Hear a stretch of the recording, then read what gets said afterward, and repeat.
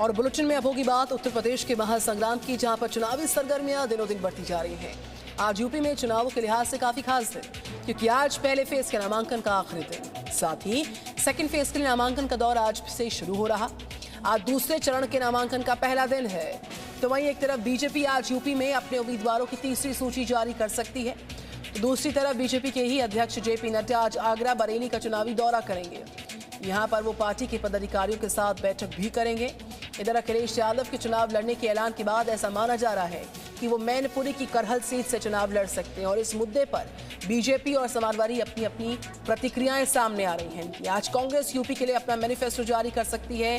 अब देखना होगा कि कांग्रेस में यूपी की जनता के लिए कौन कौन से बड़े वादे करती है।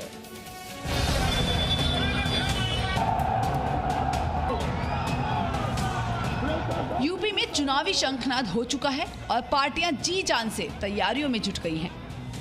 यूपी में पहले चरण के लिए नामांकन का आज आखिरी दिन है और आज से ही दूसरे चरण के नामांकन की शुरुआत हो रही है। बीजेपी आज यूपी चुनावों के लिए अपनी चौथी लिस्ट जारी कर सकती है और आज ही पार्टी के राष्ट्रीय अध्यक्ष जेपी नड्डा आगरा और बरेली में कार्यकर्ताओं के साथ बैठक करने वाले हैं। इस बैठक में 40 विधानसभा सीटों के पदाधिकारी भी मौजूद होंगे। आगरा, फतेहपुर सीकरी, मथुरा, फिरोजाबाद, अलीगढ़, हाथरस और एटा मैनपुरी क्षेत्रों के पदाधिकारी मौजूद होंगे। इसके बाद बीजेपी अध्यक्ष बरेली जाएंगे, जहां वो जिले की 9 विधानसभा सीटों के प्रमुख सामाजिक व्यक्तियों से मुलाकात करेंगे। इस दौरान बरेली में बीजेपी अध्यक्ष डोर टू डोर कैंपेन भी करेंगे। लेकिन यूपी में पिछले 2 दिनों से इस बात की चर्चा भी तेज है कि आखिर अखिलेश यादव कहां से चुनाव लड़ेंगे, क्योंकि इससे पहले अखिलेश यादव योगी आदित्यनाथ के चुनाव लड़ने को लेकर तंज कसते रहे हैं, लेकिन पार्टी ने सीएम योगी को गोरखपुर सदर से अपना उम्मीदवार बना दिया। अब बारी अखिलेश की थी ये बताने की कि आखिर वो कहां से चुनाव लड़ेंगे।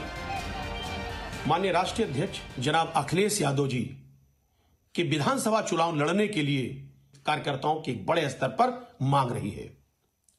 इसको देखते हुए माननीय अखिलेश यादव जी मैनपुरी के करहल विधानसभा से चुनाव लड़ेंगे।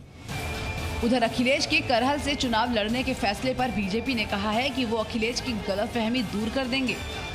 अगर उनको ये गलतफहमी है कि मैनपुरी उनका गढ़ है और वहां से वो चुनाव लड़कर के सेफ है, तो अखिलेश यादव जी को मैं बताना चाहूंगा कि प्रेम सिंह साक्य जब लोकसभा का चुनाव लड़े तो मायावती जी का समर्थन लेना पड़ा, जबकि भाजपा के 50 से ज्यादा ऐसे सांसद हैं जो लाखों मतों के अंतर से 2019 का चुनाव जीते थे। तो मैनपुरी में भी उनकी हालत पतली है, हम उनकी साइकिल को करहल में ही पंचर कर देंगे, वो एक्सप्रेस वे चढ़ नहीं पाएंगे। उधर आज कांग्रेस यूपी चुनावों के लिए अपना मैनिफेस्टो जारी कर सकती है। सूत्रों के हवाले से खबर है कि इस मैनिफेस्टो में कांग्रेस महिलाओं के लिए खास ऐलान कर सकती है। वैसे भी यूपी चुनावों के लिए कांग्रेस ने बेटी हूँ लड़ सकती हूँ का नारा दिया है। हालांकि सबसे बड़ा सवाल ये है कि क्या कांग्रेस पार्टी अपने ही नेताओं की बेटियों को टिकट देगी या नहीं, क्योंकि गुरुवार को पार्टी का टिकट ना मिलने से कांग्रेस की एक बेटी ने पार्टी छोड़ बीजेपी का दामन थाम लिया है। स्लोगन दिया गया था कि लड़की हूँ लड़ सकती हूँ, लेकिन आज ये डॉक्टर प्रियंका मौर्य कहेगी कि लड़की है, लड़ने का हुनर रखती है, मेहनत भी किया, रिजल्ट्स भी टॉप पे आए, लेकिन मुझे लड़ने का मौका नहीं दिया गया। यूपी चुनाव में पहले चरण की वोटिंग के लिए अब 20 दिन से भी कम का वक्त रह गया है, लेकिन पार्टियों के जीत के दावों में कोई कमी नहीं दिख रही है। लेकिन किसके दावे में कितना दम है, ये तो 10 मार्च को ही पता चल सकेगा। विशाल पांडे के साथ ब्यूरो रिपोर्ट, जी मीडिया। तो बताओ बीजेपी वाले के घर में इतना रुपया कैसे?